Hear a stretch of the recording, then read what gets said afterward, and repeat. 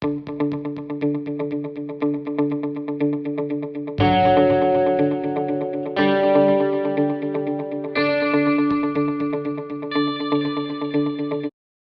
to the Elite Sports Performance Podcast with Building Better Athletes. I'm your host, Michael Zwiefel. Today's guest is Stephen Vassalotti. Stephen is the Director of Peak Performance at SportsPlus Physical Therapy and Strength, as well as the Head Strength and Conditioning Coach at Marshalltown High School in Marshalltown, Iowa. Stephen has had prior stops at the University of Northern Iowa as the Head Men's Basketball Strength and Conditioning Coach, helped then lead them to a Missouri Valley Conference Championship, as well as just missing a berth for the Sweet 16. He's also been at the University of Dubuque, so he brings a wealth of knowledge and experience from the Division III level, Division I level, high school, and also private sector. Today, Steve and I discuss the differences and uniqueness in each of one of those environments, as well as how he progresses his Olympic lifts and develops young athletes in comparison to how he used to work with Division I basketball players.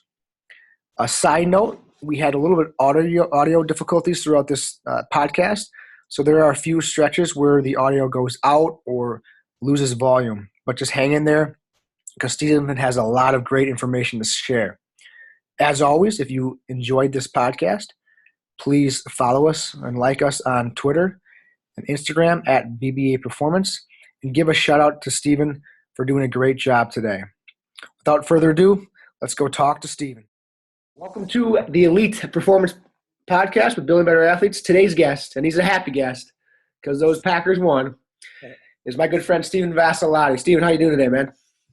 I'm good. How's it going, brother? Not bad, not bad. So give us, people don't know you, give us a little background of your kind of journey to where you are right now and what you're doing right now. Yep. So I graduated from University of Dubuque, played football with you and a bunch of other guys, and then fell in love with strength and conditioning. So basically from there, I did my GA-ship, got my master's right away. So I stayed at Dubuque for 2 years. And then once that happened, I had to look for an actual job and landed my first job at the University of Northern Iowa. And then worked directly with men's basketball and then helped train women's volleyball, women's basketball, and football. And grew there as a strength coach for the last year. And then now I landed my next job at in Marshalltown, Iowa. And I'm working for the high school. And then I also work for SportsPlus, a physical therapy clinic, where I do similar things like you do, more sports-specific training, one-on-one type setting, things like that. So. Yeah. And for the listeners, you were quite the strong guy. So what was your highest squat and what body weight? So when I played, I weighed 250. It was 250, and I squatted 645. But my best ever was 635 at a body weight of 212. 212. So that's just about 3 times body weight, huh? That's pretty damn impressive. So, tell us about some of the challenges or the population you're working with currently right now, and some of the things that you're going into your kind of day-to-day process with the athletes that you're working with now, because it's a very different population than you've worked with the last 3-4 years with the college kids. Absolutely. So I would say some of the biggest things is you just have to realize that these kids are a lot younger. So I think the first thing I learned since being here in the last month is how you approach them and how you speak to them has to be much different than how you'd speak to a kid at the college level. A lot of times, like I said, they're so young, they don't know a lot. And so at the college level, the expectation is if you don't do what I'm telling you to do or on a daily basis, then you just won't play or you'll lose your scholarship or things like that nature. And so there's a lot more incentive at the high school level. Kids are just playing for fun, or they're trying to figure out what sports they're going to play if they're going to play at the next level. So from that aspect, I hate using the term dumb it down because I don't like that, but I like to just say that you have to come down to their level in the sense that you have to learn how to speak to a younger age group. So I've kind of got back into doing that. Number 2, I would say, is definitely the money or the budget. There isn't one. Yeah.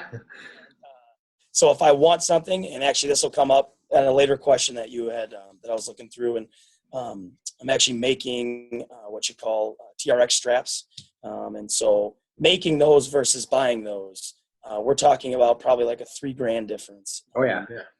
So a lot of those, so some of the challenges we'll just say for me is, hey, can I get $100. That's probably doable. But if I ask for $2,000, that's probably not going to happen.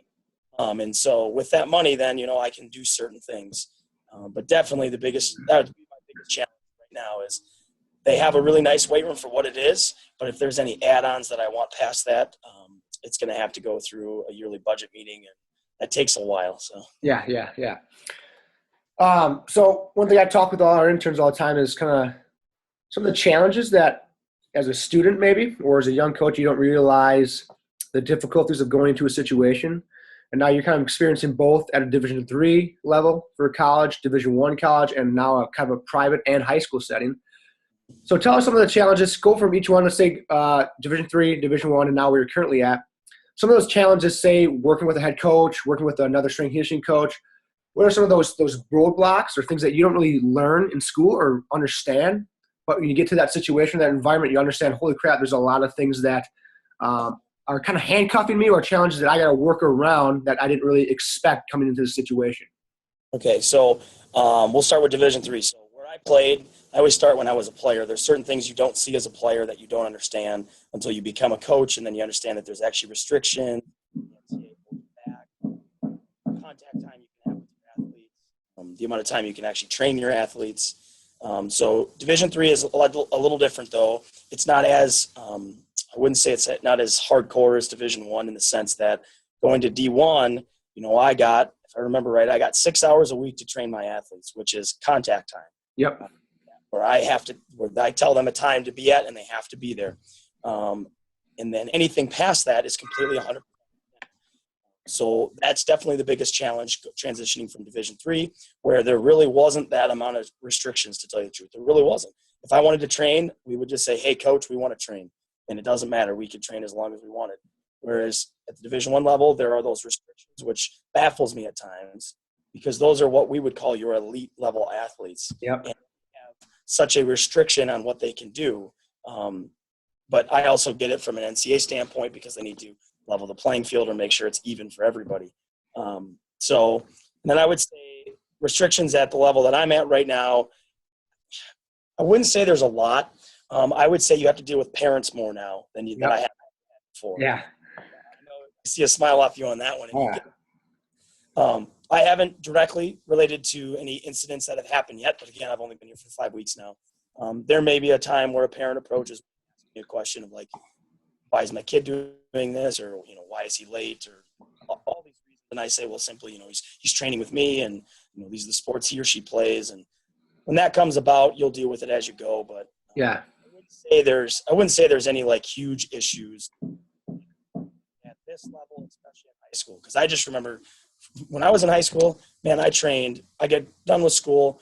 I go and train for an hour to an hour and a half. And then I also paid for private training like I do as well now at SportsPlus and you do at BBA on top of my high school training. So my point is an athlete wants to get better at the high school level. They're going to spend the time doing it. And they'll also do that at the bigger levels. But there is definitely some restrictions that you have to watch yourself as you go from D3 to D1 back down to high school. So.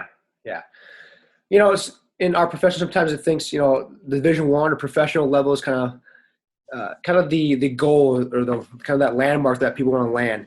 And you are at the highest level of Division I basketball with a top 25, top 30 program that just missed going to the Sweet 16 this past year. What are some things, obviously that's what everyone thinks is the highlight of, say, a career, but what are some things that you thought when you got to that situation or environment, what kind of shocked you or different or that maybe you enjoyed or didn't enjoy, or some of the underlying principles behind what goes on at that level? Yeah. So definitely I can say that there are some bigger restrictions when it comes to it always depends on the coaching staff that you have and who you work for and who your bosses are. But it's unique at that level because although I worked for the head strength and conditioning coach at UNI, head men's basketball coach was also my boss. So, and then on top of that, all those the athletic directors. So whereas, I'm kind of this, I don't want to say this pawn in this big picture, but that's really what it looks like at times. So I don't know, that was kind of getting used to where I have to talk to the head strength coach, make sure I'm good with him. And then I have to talk to the coach, also talk to the assistant coaches, talk with the athletic trainers. by no means was any of that bad, but it was definitely new to me in the sense that before it was just like, hey, Bass, we want to train. Sounds good. Let's train at 6 a.m. 4 days a week. Yeah, yeah. Make sure that I'm okay. How much time do I get with each athlete? What can and can't I do? Which is a whole nother topic that we could go off on, but definitely at the level I was at, if a coach asks you not to do something, specifically, I'll just say a specific lift, you have to listen. And you might be out of a job. And that was tough for me to swallow at times because, if you think the best way to train an athlete is by doing this certain lift, and this certain lift's going to give you, to put that athlete in the best position to do well, you can't do that. That's not, that kind of sucks. But at the flip side of that, and I kind of learned this from you, is when you don't have a lot, you learn how to adapt to certain situations. And so you also get to teach yourself, okay, if I can't do, let's say I can't do, okay, what else can we do for an overhead explosive movement? And then your head starts twisting. But then as a coach, you get better because then when a coach says, I don't really like jerks, okay, how about we do single arm jerks with a dumbbell? How about that? Safer, not as much as a bar weight, or okay, I don't like that. Okay. And then you go to the next thing that you can.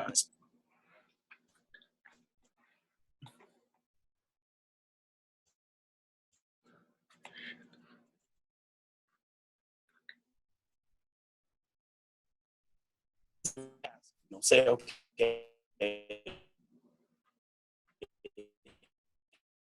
that works. Still there, buddy? Yeah, got you. A little break up there. Perfect. So right now, what does your typical week kind of look like, your day look like? What's your kind of responsibilities for a day-to-day basis? Good question. So it was a little different before. It's actually funny. So when I was at D1, my schedule wasn't as hectic as it is now. Yeah. And you know this just because basically what I'm doing is 50% of my job, I work at the SportsPlus clinic. So those clients are much different than obviously when I work at the high school. So let's say my morning is basically at SportsPlus. My afternoon is then at the high school. And then some nights I'll come back to the clinic and finish up for the night if I have some individual athletes. Yep. Kind of how my days are set up now is, usually I'm up at between 5 and 5:30. Eat a quick breakfast, and actually for your sake, if the viewers don't know, I live right above where I work. Oh, do you? Nice. So the one part of I don't have to drive 30 minutes to work. Yeah. So when I tell you, if I have to be there at 5:30, it's fantastic. I'm wake up at 5 o'clock. So yeah. Oh yeah. So that is kind of the one cool thing about my job right now. But so like I said, up at 5, and then usually I'm done by somewhere between 5 and 6:30 every night. So take us through a typical training session with one of your athletes. Say at the high school, so you got your high school team at Marshalltown. What's a typical day look like, or typical training session look like? Yeah. Okay. Yeah. So let's see right now. So right now I have in-season athletes. We have volleyball, cross country, and football, and what else do we have? A couple other sports mixed in there. But for those in-season sports, we don't do movement-based stuff because they're in season. They're doing all their plyometric work, getting all that in. So those sports lift. We work on a lot of this first phase is what I like to call our technique phase. I'm always amazed at when you come into a program, you see what they do know and what they don't know. Yep. And then you get shocked at what they don't know. Yeah. And I'm shocked at what they don't know. It was, there was a lot of things I was like, wow, this, we need a lot of work at this stuff. Yep. So started really basic. We start with let's say we do cleans on Monday. We'll start with our cleans progression first. And that takes up a large chunk of the time. I only get an hour with them. But I always say, if you believe in something as a coach, take the time up front to do it, because then when we go back and we do those technique with the next freshmen that come in, we don't have to spend as long. Those upperclassmen will understand what's going on every year. So, and then after that, we'll go right into our lift. Usually I set it up for ourselves right now for a time's sake. As always, 1, 2, 3 or 1, 2, 3, 4, and they'll go back to the top.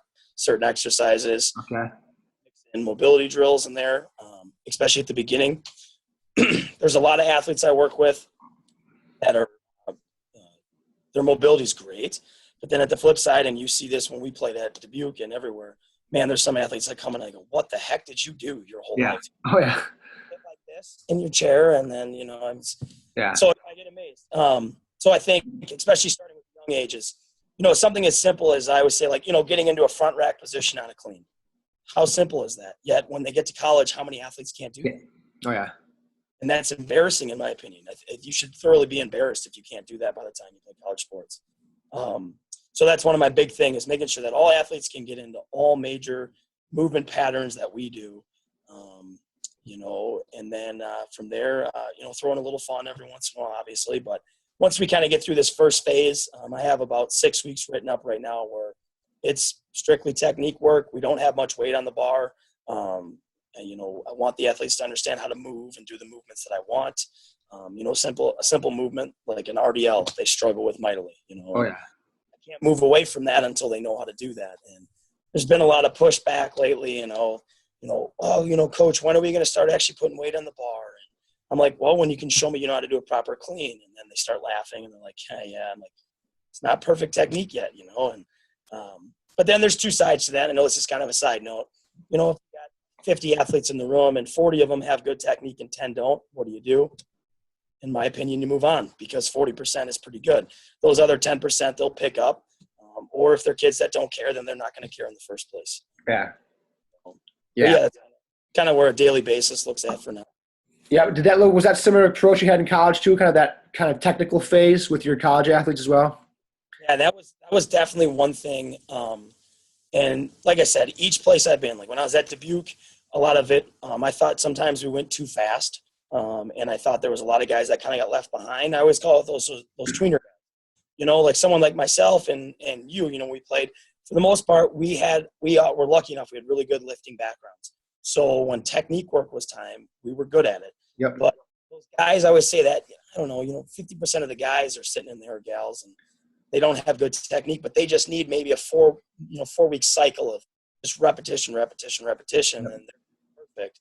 You don't spend that time with them, then I think there's going to be a gap there, and that's going to be a struggle. But that was one thing I definitely learned when I was at UNI. They spend a lot of time on technique, and it's important. And I used to always think that a technique week was a waste of a week because you weren't pushing weight. Yep. You're wrong. Yeah. I like to call those GPP weeks. Because boy, you breathe hard just doing the barbell, but doing 50 reps of it. So yeah. It's amazing you come in, like you said, even college and high school athletes that can't do an RDL or can't hip hinge correctly. And that's like this fundamental movement that you got to base or progress all your movements off of, and they struggle to get that concept. And they're always itching. Can you do more weight in the bar? Well, yeah, like you said, show me that you can master what we're trying to do, and then we will. And that's a hard concept for kids, because we know as coaches that it's going to be better for performance and reduce injury, but for their standpoint, they just want to lift weights. And it's hard getting that concept across to them and getting in the brain to appreciate that technical phase there. Perfect. So what are some things you're doing this year that are differently than you've done last year or in years past? What are some new things you're working on or looking at? Or obviously a longer technical phase is one, but what are things you are doing new this year that's different from years past? I would say one of the things, I don't want to necessarily call it a project, but just something that I need to get better at. And I know we talk about this a lot. I know I've talked about it with you, but when you do a lunge forward, or you do a lunge backwards, or you squat, front squat or back squat, it's always in the same plane. And I think one thing that I need to get better at is understanding that there are sports. And when I mean there are sports, I mean every sport other than maybe like a sprinter. If you were only a sprinter, Yep. There's going to be lateral movement that needs to be.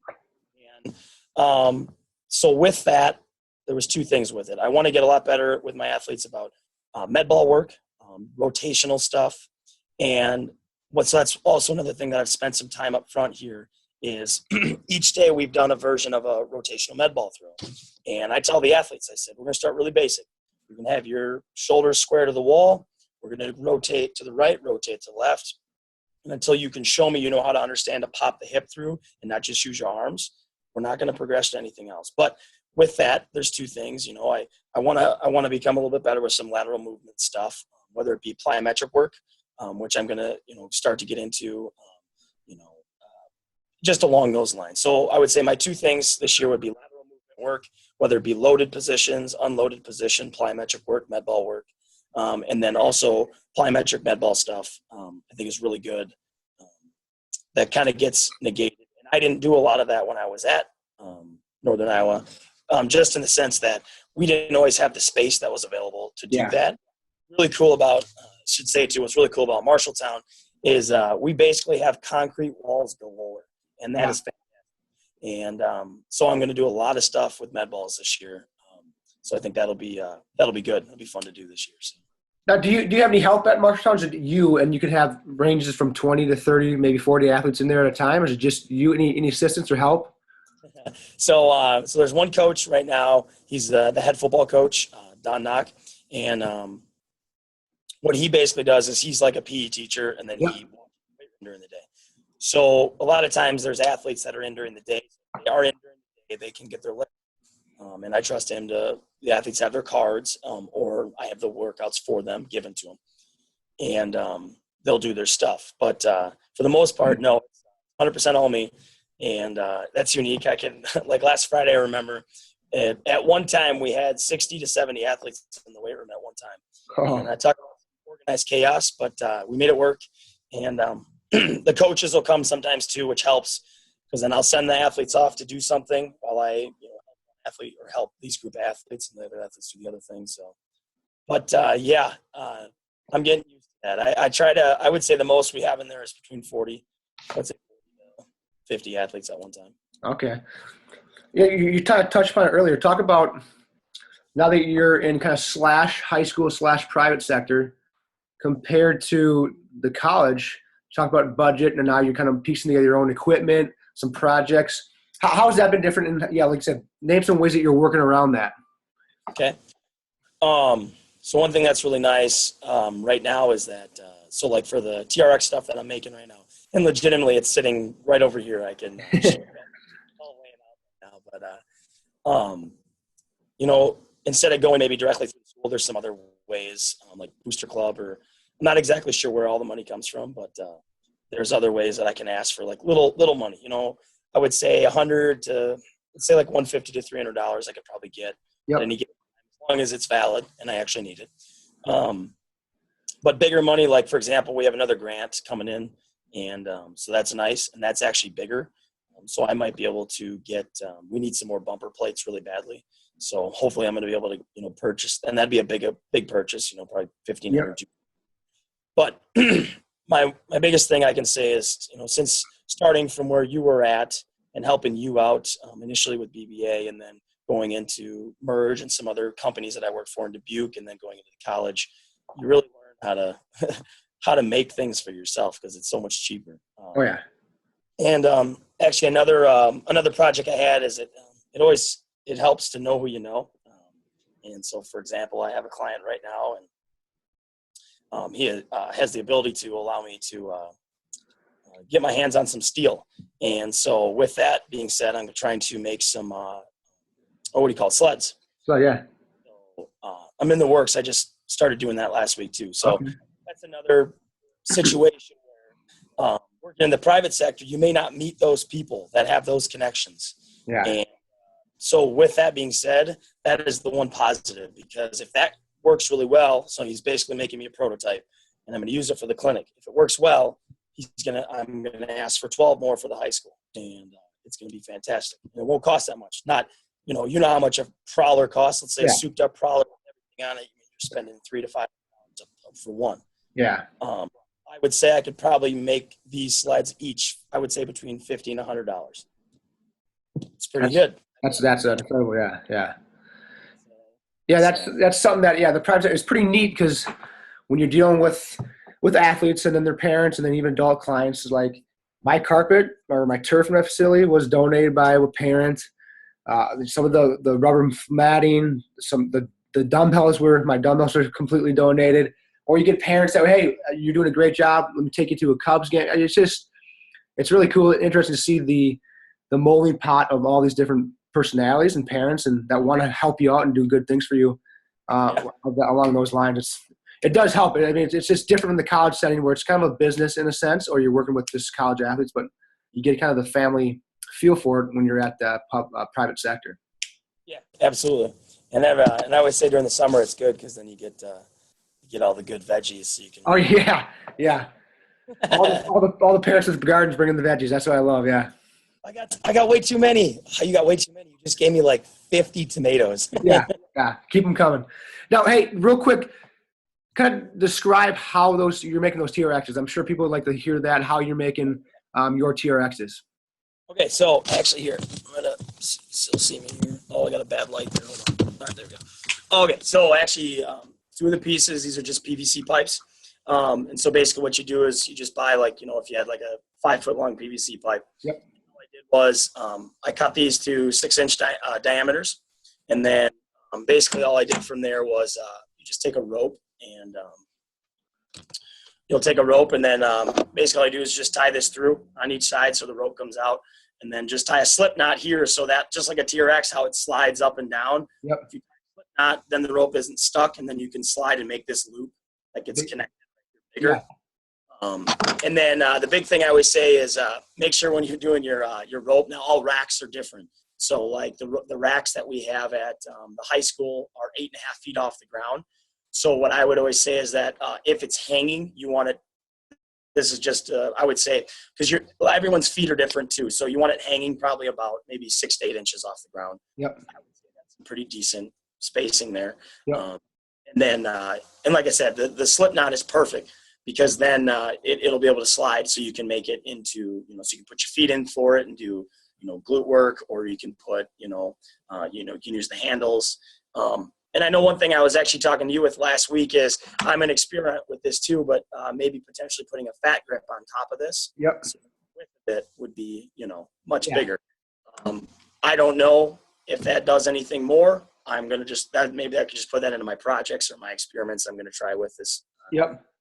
So at the end of the day, what would you estimate your cost is for one of those TRXs that you're building yourself? Yeah. I went to there and I bought, I think it was 200 feet of rope. And then these, I bought three 5-foots of those.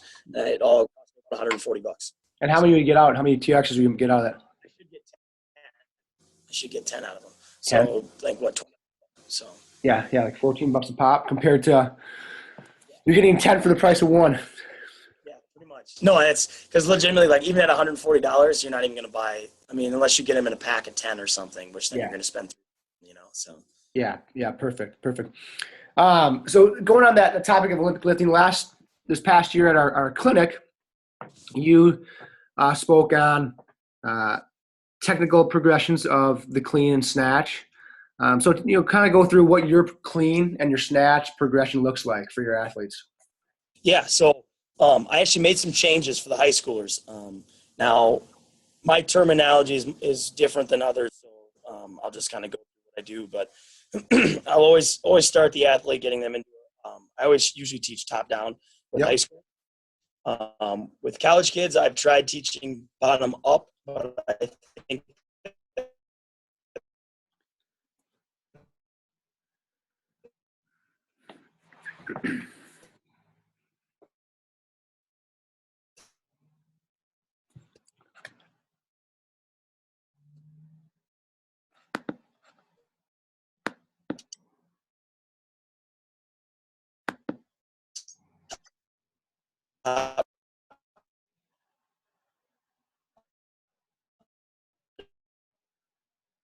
down. So as I stand, Mike. Gotcha. Still there? Yeah, I got it now. Here, back. We're good. I was moving around. I was like, all right. You want me to just start over on that? Yeah. Okay, so my cleans progressions, as I was saying before, is I think I would start top down. And with that being said, you just teach a basic power position where they're, pinching the shoulders tight, sticking the chest out, keeping neutral spine, slightly arched back. And then what I'll have them do is I'll have them go to the top of the knees to start. So basically like a small RDL is basically the simplest. Yep. And I'll have them do bar path. I just call it bar path, and I go through all those things. Then once they master that, then the progression goes to just below the kneecaps. So they'll start. So whatever progressions we're doing, this is just where you're starting from. And then eventually I'll have them right below the kneecap. Third one would be mid shin, and then mid shin goes right into technically pulling from the floor. And so that would be my three variations of your starting position. I start pretty basic, teaching the hips, snapping the hips through elbows high. I call that Chinese pull number 1. And then I go right into a muscle clean, which basically means that they're going to start wherever they start from. Then they just pop the hips, shoot the elbows through. So basically with these first two, Chinese pull number 1 and the muscle clean, they don't worry about their feet. And I found that's really successful in teaching the cleans, is that you can learn how to do the pull and the catch without having to worry about your feet. Because a lot of times with high schoolers and even with college athletes, as I was there, if you give them too many things to do at once, they're going to fail at all of them. So if I get them really good at understanding the elbows high, that helps snap the hips through. And then when I do the muscle clean, you add in the hips and then the catch. So you've gradually moved on. And then number 3, then I would work into what I call your drop cleans, or where you'd put your footwork in. And I've had success. So if you think of it like this, your pull is only one thing. Then you transition to your pull and your catch. That's 2 things. And then you transition from your pull, your catch into your footwork. That's 3 things. So that way it's not as confusing. And I have had good success with that with the athletes here right now. So basically when you go through those 4 things, you work on bar path, then you just go to Chinese, then you go to your first pull. And now this is all from the top of the knees, of course. So when I say first pull, that would mean only if you're pulling knees. From the floor, then I would say first pull, then top of the knees, second pull, and vice versa, just so everyone understands that. But like I said, I think it's worked out really good so far. And what's really cool about it is kind of like what we talked about, is it teaches that the back position that we want all the time. Yeah. You get how many reps. So every time you start, you have to have a good back. So a lot of times what I'll do with my athletes is I'll have them line up in straight lines right down the middle of the weight room with all the barbells lined up across from each other. I stand on one end and I say, get set. When they get set, if not everyone in that room has a perfect back, I make them hold it. And they don't I just have them hold it. I said, I'm waiting. I see 2 athletes and I point them out and then they'll fix it. And they got to understand that perfection when it comes to that is what I need. And so then once we transition to that catch, then the 5th part would be putting it all together, and you're doing an actual catch. I haven't decided yet if I'm going to have athletes at the high school level catch to a full clean. I think I will with certain groups, but there's always what's your risk reward. Yeah. All the time. Personally, I think a power clean is much safer. You just catch in a quarter squat, and you can even play with that. I'm okay if they. What I would say is what you see in the Olympics, that might not be what I teach. Yeah. Touching the ground on the catch. It doesn't mean that I don't want them squatting that way if we're doing front squats or back squat. Yeah. But it just means that with that much movement and that how technical that lift is, like you said, what's your risk reward? They can get what they need to get out of their triple extension through a power clean. We don't necessarily need to drop and go full catch. So are you starting with a hang position, and then once you feel comfortable with that, and they'll go down to the floor, or are you starting through this whole progression? Eventually, your goal is to get to the floor? Yeah, correct. Yeah. So I used to always be a big believer in hang cleans. And one thing that I think that negates sometimes is, now the goal is obviously triple extension. That's what we're training, and that's the optimal goal for most sports. But one thing it negates is grip strength. And the reason why I say that is when I was in college, and now that's just where my background came from, but we use straps on cleans and snatch. And now that's a whole other thing. I think there's a right place to use them. But I think that I will say this, that I always used straps in college and I didn't have really good grip strength.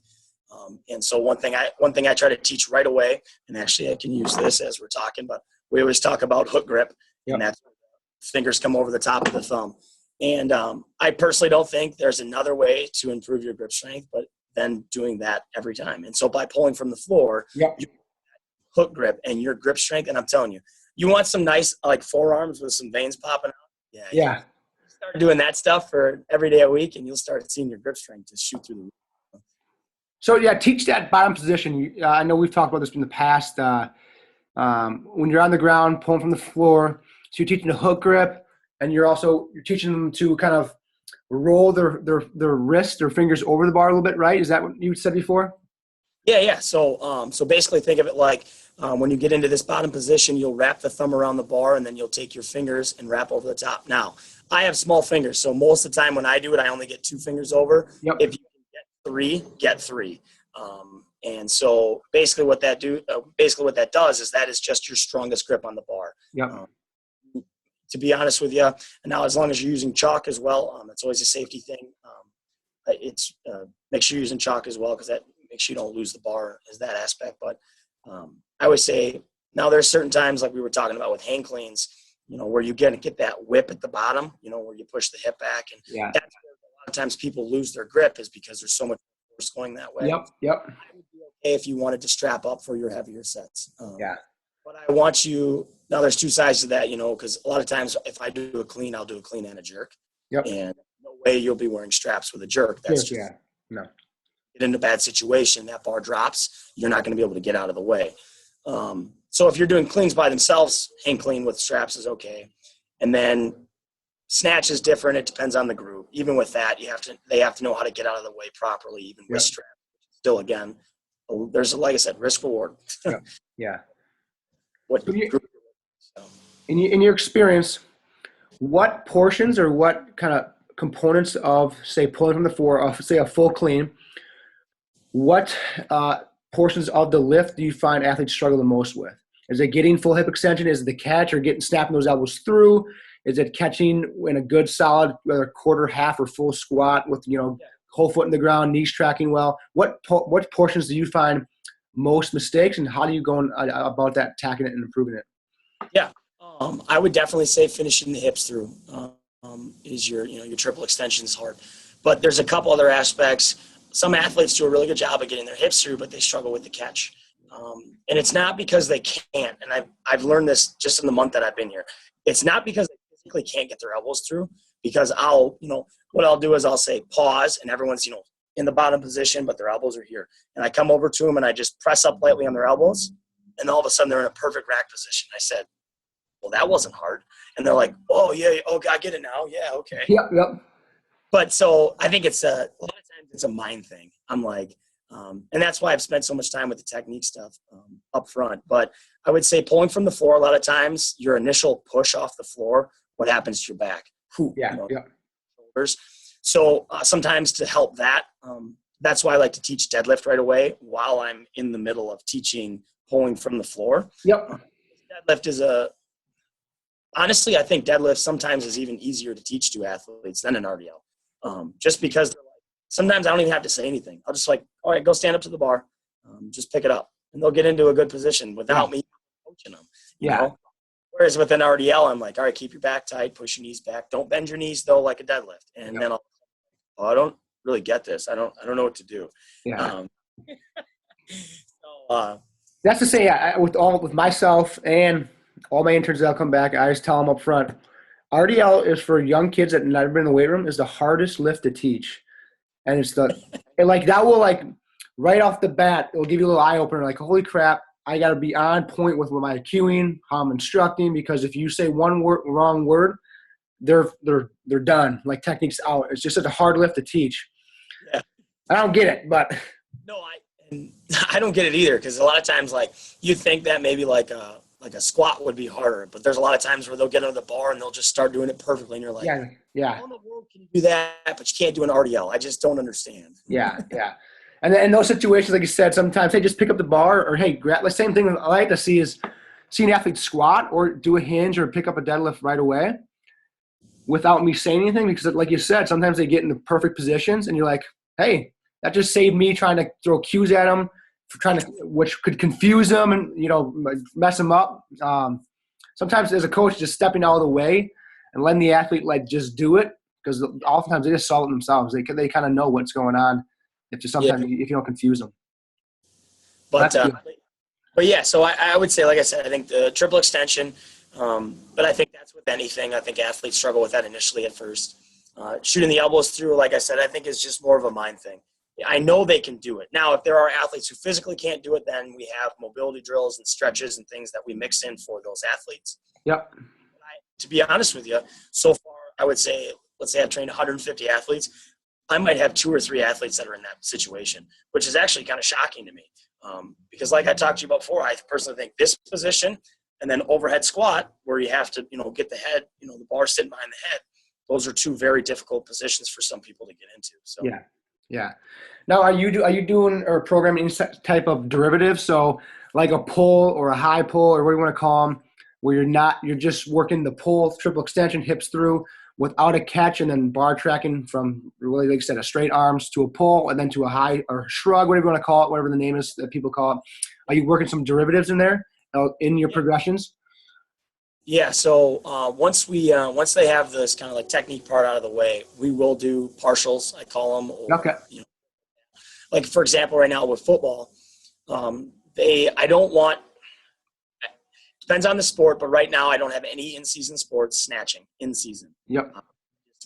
I don't think we need to right now. But I said, you know what? I still want to do the snatch pulls, which is a good variation of it, where then you don't have to do the overhead catch. Yep. So with them, I'm doing snatch pulls from top of the knees right now. Okay. Which is really good. But then it helps them keep that pattern down. And also with snatch pulls, it helps build up your upper back strength absolutely, which is fantastic. And so, yeah, so that would be what I do with them right now, and I will do with other sports. So awesome. So we're going to get down to our last five that we'll always ask all our people on the show here. So number one, what trends or predictions do you have for the strength and conditioning field in the next 5 to 10 years? Where do you see the field kind of heading towards? So as a coach, maybe adapting yourself to that, maybe that trend, or what do you see? What do you see? What's your pulse in the industry right now? So not necessarily anything specific, but definitely stuff that I've considered with, I guess, the way my body is and how healthy or not healthy it is right now based on what I've done in the past. Hey, real quick, what are you going through right now? Yeah, labrum, right? Oh yeah, I have a labrum issue with this shoulder, and I might have surgery soon. So okay, yeah.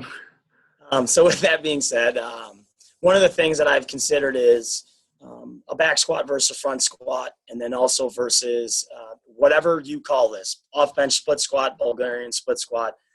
At UNI, we call them spaz off squats. Whatever you call those, single leg squats. Okay. Comparisons to what is the best way to train your athlete, and there's a lot of research out there right now, and this. I'm a back squat guy, and I think I always will be. But there will always be times where I think that where the field is going is maybe. It's not that it's not heavy, because if you ask me to split squat right now, I could probably split squat like 315 plus for sets of, that's a lot of weight. So if I can get an athlete to do that, and that's the equivalent to, not quite the same, a 600-pound back squat, but it's less brutal on their body, is that a trend that I see going? I feel like there's more research that's saying that maybe we do get away from that. And that's another reason why I like front squats now, because you can load the heck out of them, and your back isn't your back's in a good position. So I think it's timing, meaning seasonally. So if you have a football team, maybe in the off season, that's when you're going heavy. And then the closer you get to season, that's where you back away from a certain lift. Teams do that a lot. I know when I was at Northern Iowa, they didn't snatch 6 weeks before the season or something along those. Okay. That's to save the shoulders. And I think that's smart. I think that's really smart. But the first part of the summer, oh boy, they get after it as far as snatching goes, and heavy. And I think it's really helped. And they haven't had a lot of shoulder issues that way. And so I'm kind of using that as well. So yeah, I would say that would be my biggest thing that I've noticed, is that I think you can get the same thing out of a split squat or a variation of that. Yep. And that's coming from a squat guy. And Oh yeah. Squat-a-lottie. I think that I just do. I think that's something that might happen, maybe not. So yeah, let's take a step back. I'm always interested to hear. So at UNI for the football program, how many coaches? So Jed Smith, really a great training coach. He was a head guy. How many assistants did he have helping or assisting with the football team? Yeah. So I'll just do this last summer because that's the easiest to do. Yep. So we had myself, and then we had Frank was another guy we had, and then Riley was our assistant. So really, us three were what you'd call your assistant coaches. So really, it's Jed plus 3 others. So that's who are your main guys, and then you have numerous interns and GAs.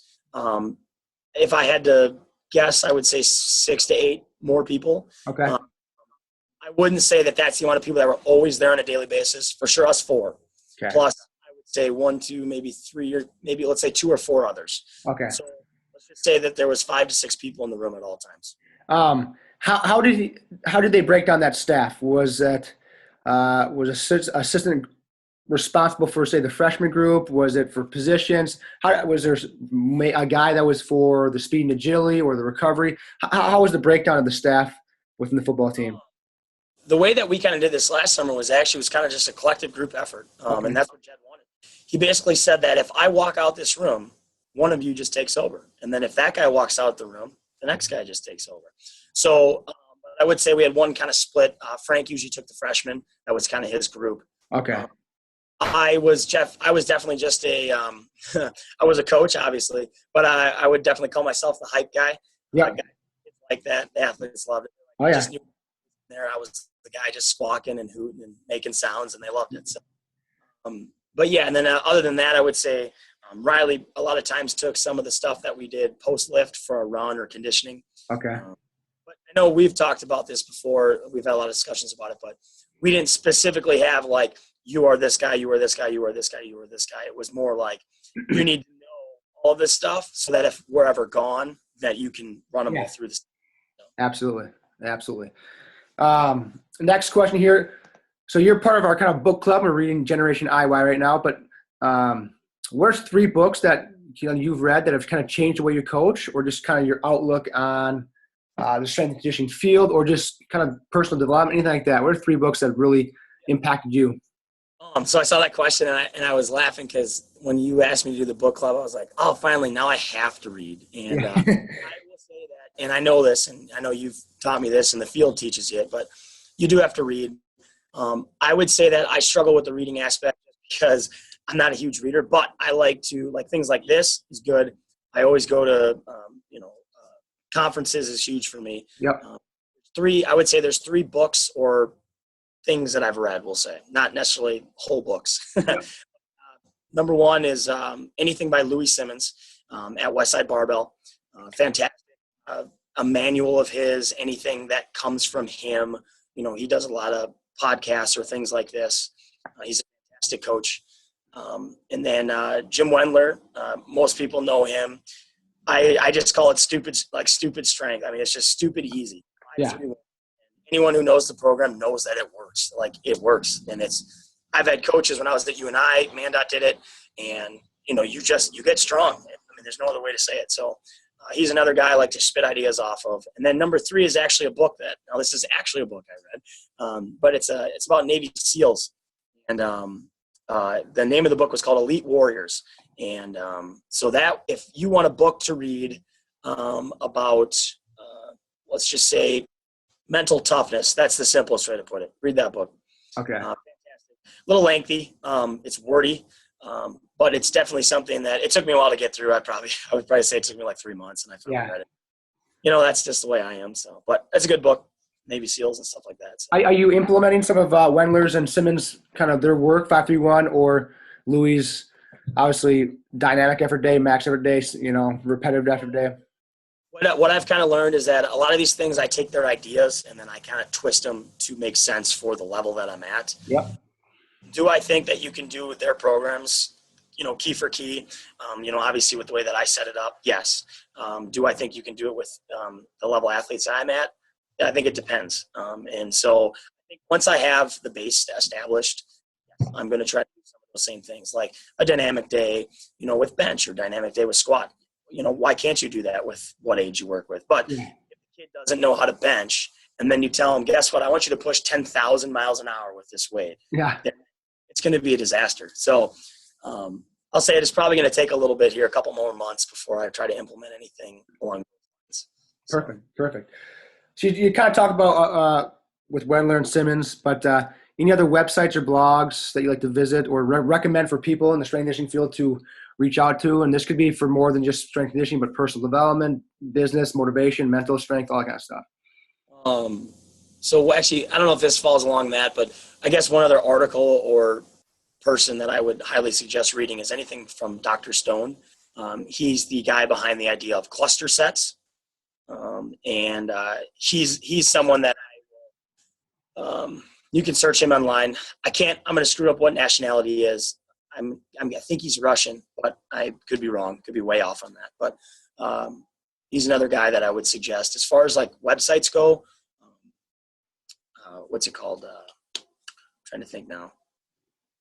I'm drawing a blank now, but for as far as websites go, I'm like me personally, I don't spend a lot of time on, and that's going to come back to one of the last questions you asked me about social media, something I need to improve on. So, but yeah, so. Perfect. Yeah. On that, yeah. So what's your favorite social media outlets to use?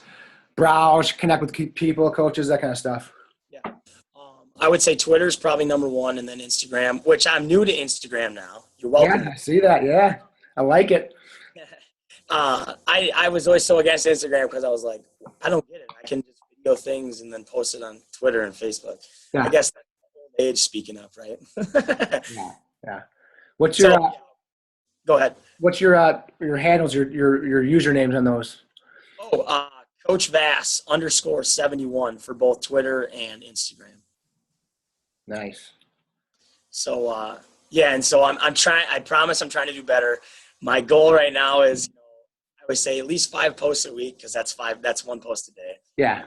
But I know anyone who knows me, like when I coach, I'm as about as intense as you can get when it comes. So for me to sit here and go, okay, hold on, while I'm coaching you extremely hard, let me get my phone out, and you know what I mean, it's difficult for me. What I'm hoping is that I can get maybe an intern or 2 coming up here, and then I'm going to take care of that, because I want to coach. That's what I want to do. I hear you. It's interesting with the book we're reading, Generation IY, is that that kind of stuff, especially now you're in a high school setting, in the private setting, some of that stuff is huge for business. It's huge because those kids just like to see themselves on your Instagram post or in a picture or video or tweeting at them, stuff like that. It helps kind of build that rapport and kind of build that family, and people notice that, and it helps with business as well. It's kind of like a free marketing type thing when you're kind of doing those type of things. So like you said, eventually coaches, you kind of need to get to that, because it is kind of important for sharing your knowledge and just, doing that kind of stuff, connecting with other coaches and athletes. What are some of your favorite apps? Do you have any apps that you like for whether it be coaching or just anything else? Yeah, my favorite app, what's it called? One sec. Huddle Technique. Yep. Huddle Technique is the one app. You guys can kind of see it. Let's see if I can. That's a good one. That would probably be I think it's kind of hard to see from there, but yeah.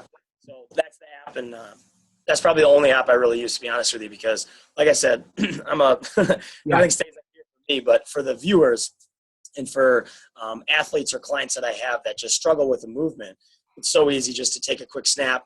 You can replay it back at really, really slow speeds. So you can pause it at perfect times when you need to make coaching cues. And so that works well for me. Yeah, I found that to be really effective. Just like you said, when the athlete is not just grasping what you're trying to coach to them, like you said, a lot of these athletes are visual learners, and they can really do well when they see themselves in a movement. Like, oh, I didn't even know I was doing that. Oh, that's what I'm doing. That's what you're talking about. When they can visually see themselves, and like that Huddle app, it takes filament, like you said, right back into, you just scroll left or right for slow motion, and in 30 seconds you got them kind of corrected because they saw themselves. That's awesome. Which is always a struggle for me with the phones, because my number one rule when you come to the weight room is no phone. Yeah, I know. That's what I tell them too. No phones except for me. I'm allowed. Well, perfect, man, Vass. I appreciate you coming on, man. I took a page full of notes today. Good stuff, and appreciate you coming on. Yeah, for sure. All right. Thanks.